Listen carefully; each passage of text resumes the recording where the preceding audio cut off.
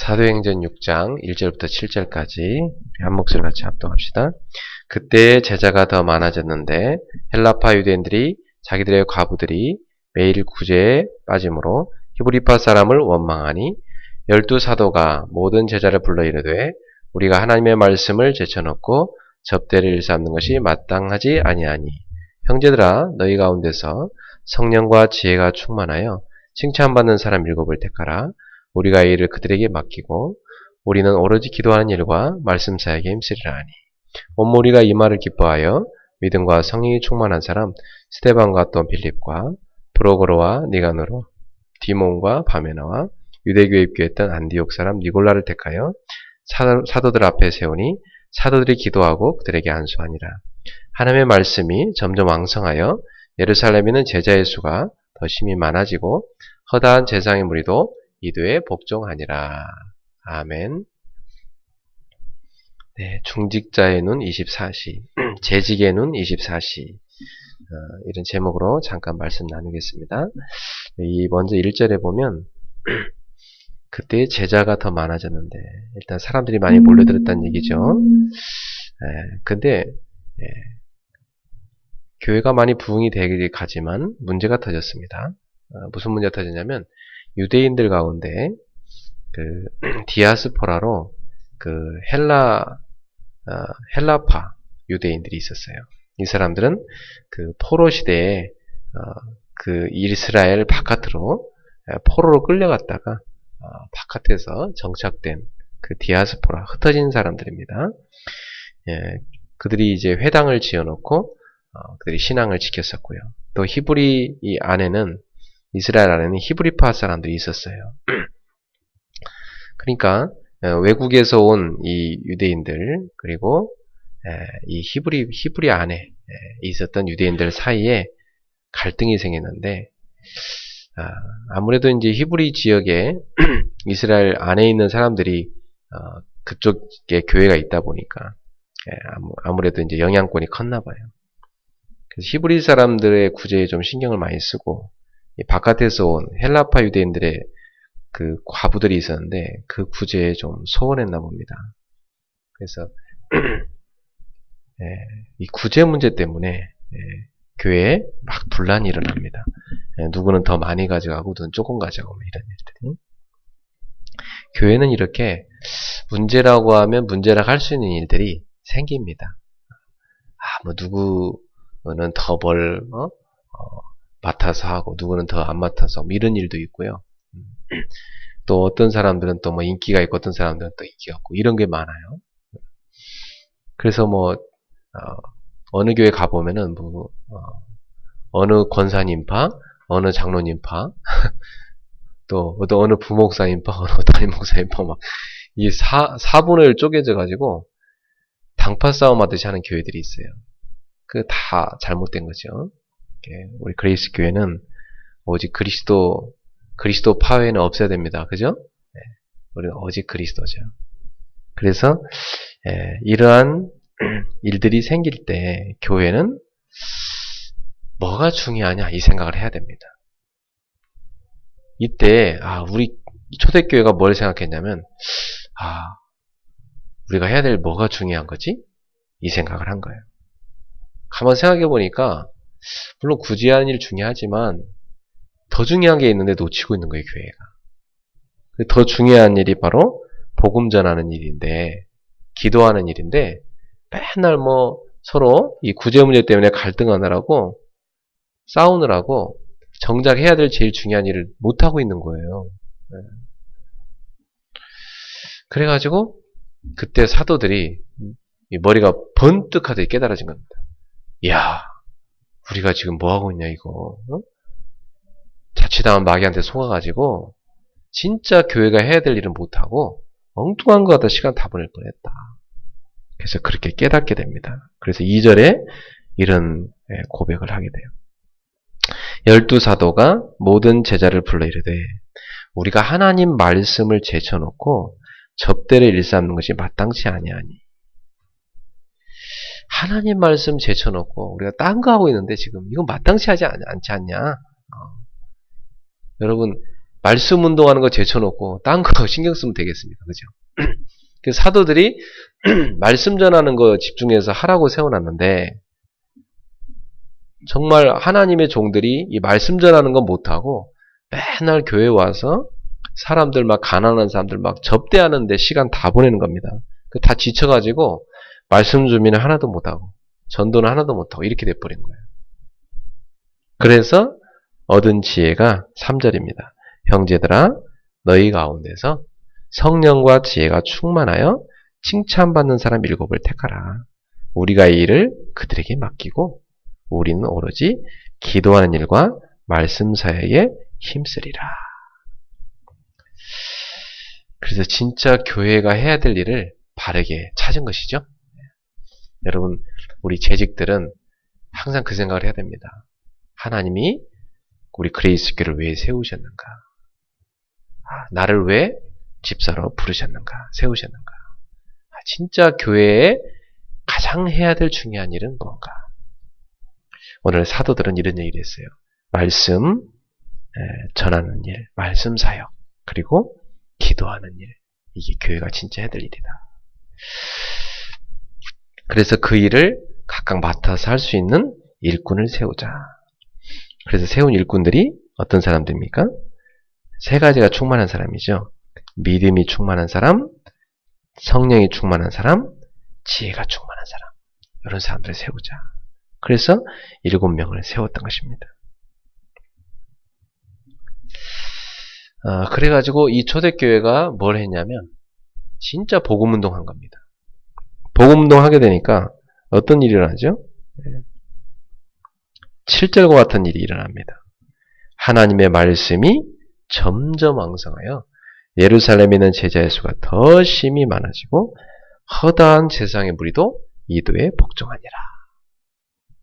여러분, 이런 응답이 언제 일어난다고요? 목회자와 우리 재직들이 하나님이 진짜 원하시는 일, 교회가 진짜 해야 될 일을 깨닫고 거기에 우리가 집중할 때 하나님은 이 일을 하게 하십니다. 그래서 첫 번째로 우리 재직들 가슴속에 딱 담아야 될 몇 가지만 제가 말씀드립니다. 첫 번째로 축복의 바통, 이 복음의 흐름의 바통, 이 속에 우리가 들어왔구나. 이 사실에 대해 감사하셔야 됩니다. 아브라함부터 시작된 하나님께서 세계복음화 하시겠다고 한 약속이요.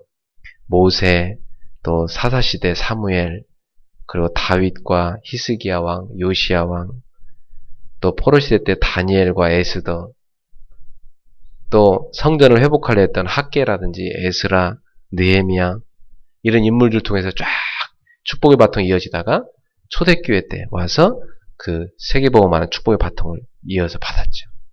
그리고 그 바통이 종교개혁 루터와 칼뱅에게 이어지잖아요. 그 복음의 바통이 오늘 우리에게까지 왔지 않습니까? 그래서 참 우리가 이 복음의 흐름 속에 있다는 것, 축복의 바통을 이어받았다는 것에 대한 진정한 감사함이 우리 속에 있어야 되겠습니다. 두 번째로는 사도행 6장 5절에 나온 대로 온 무리가 이 말을 기뻐하여 믿음과 성령이 충만한 사람 세웠다.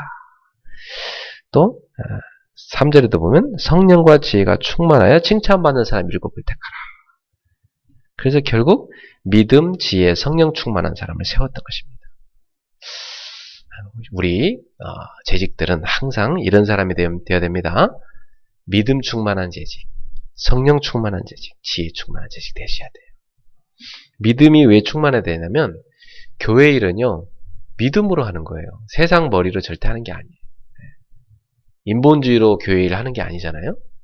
항상 교회 일은 믿음으로 해야 돼요. 교회 가보면 예산이 항상 믿음으로 세워지고, 그리고 축복은 결사는 축복으로 되어지고 이런 교회가 돼야 돼요. 교회 보면 항상 뚜껑 열어보면 재정이 간다. 그게 보통 교회예요. 교회가 막 재정이 너무 많이 쌓아놓고 막 저장해놓고 막 산다. 그 교회는 재정을 하나님 원하는데 안 써서 그래요. 교회가 진짜 복음 전하는 일에 또 구제하는 일에 쓰면은요, 재정이 항상 간다 하게 돼 있어요, 원래. 그게 정상이에요. 그러니까 하나님이라는데 특히 재정 맡은 사람들 같은 경우는 이건 뭐 굉장히 힘든 거예요. 막 살림 산다네. 그러니까 믿음 없으면은 못해. 믿음 없으면 자꾸 막 시험에 빠지려고 그래. 그래서 이 믿음으로 하나님의 이 일을 하는 것이기 때문에 여러분이 믿음 충만해지셔야 됩니다. 그리고 우리는 항상 하나님의 지혜가 필요해. 그래서 여러분 기도하시는 재직이 되셔야 돼요. 하나님의 지혜를 다 얻어야 되니까. 하나님의 지혜를 얻지 않고 자기 머리로 해버리면 얼마나 많은 문제가 생길지 몰라요. 그래서 여러분은 하나님의 지혜라는 재직 되시고. 그래서 참 지혜로운 한 사람만 있어도 웬만한 교회 문제 다 해결이 됩니다. 그래서 다 지혜로운 사람 한 사람이요, 다 문제를 해결하러 다니는 거예요. 그래서 재직은 어떤 사람이냐면 문제를 일으키는 사람이 아니라 문제를 해결하는 사람이 재직인 거예요. 그러니까 지혜가 너무 필요하죠. 말도 참 지혜롭게 하는 사람 있잖아요. 이게 막 꼬인 문제들을 그 말로 싹 해결해주는 사람이 있고요. 아주 지혜롭게 보이지 않게 싹 문제를 해결하는 사람이 있어요. 그리고 우리가 힘이 있어야 이 일을 하지 않습니까? 그래서 우리 영적 힘을 늘 얻어야 돼요. 그게 성령 충만입니다. 재직은 성령 충만 받아서 하나님이 주는 영적 힘을 얻어야 하나님 일을 할 수 있는 거예요. 힘 빠져버리면 아무것도 못해요. 그래서 우리 재직들은 은혜 받으시고 성령 충만 받았기 바랍니다. 그래서 교회 일은 어떻게 하는 거냐면 항상 예산은 우리가 믿음으로 세우는 것입니다.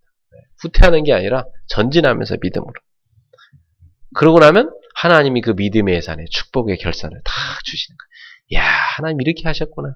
감사하는 것이죠. 그리고 재직들이 꼭 기억할 게 뭐냐면 문제가 올 때, 항상 문제가 올 때, 보통 사람들은 문제가 오면은 문제에 빠져버려요. 그 하나님은 우리한테 문제를 허락하실 때는 문제에 빠지라고 허락하신 것이 아니에요. 응답을 받으라고 그 문제를 허락하신 거예요. 거의다 우리가 갱신할 때는 언제 갱신합니까? 뭔가 문제가 생겼을 때 갱신하잖아요. 그러니까 문제가 생겼을 때는 갱신하라는 거구나. 응답을 받으라는 거구나. 이렇게 깨달아지면 그 문제가 얼마나 감사한지 몰라요. 그래서 여러분 문제가 있을 때 이 문제가 축복이라면 어떡할 것인가? 여러분 생각해 보세요. 문제가 그게 축복이라면 여러분 어떻게 생각하세요? 그 문제가 축복이라면 어떻게 하실 거예요? 감사하게 돼 있죠. 그죠? 근데 그 문제를 문제로 봐버리면 시험에 빠져버려요. 근데 하나님은 문제에 빠지라고 준 게 아니거든. 그 문제를 통해서 축복받으라고, 응답받으라고 주신 거잖아요. 그래서 우리 재직들의 눈이 참 중요해요. 이런 지금 구제 문제가 생긴 것은 하나님이 큰 갱신을 하라고 이 사건을 주셨구나. 그럼 우리가 뭘 갱신해야 되겠냐? 그 갱신을 딱 했더니 어떤 응답이 옵니까? 막 복음이 왕성해져갖고 쫙 복음이 번져가면서 교회가 막 부흥되어지고 전도는 일어나지 않습니까? 그럼 나중에 이분들이 어떤 생각을 하겠어요?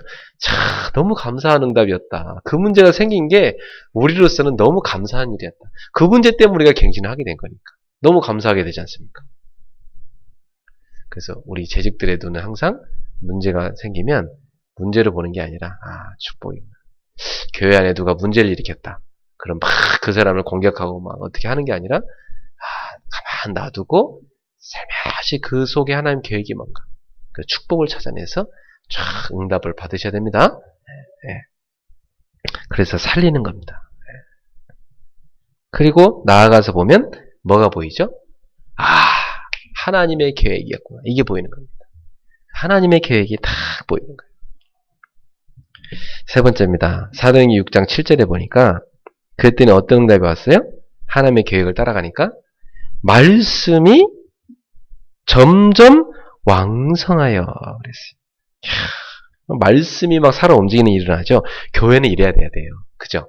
교회는요, 막 강단의 말씀이 막 살아 움직이고요. 그 말씀이 막 재직들 가슴속에 막 파고 들어가고, 그 말씀이 막 재직들의 가정으로 파고 들어가고, 그 말씀이 재직들을 통해서 막 저기 어린이들과 렘넌트들, 그리고 막 우리 새신자들에게까지 막 말씀이 들어가갖고, 성도들의 막 일터 현장, 막 지역 현장에 말씀이 막 살아 움직이면서 막 다 살리는 역사로 일어나야 됩니다.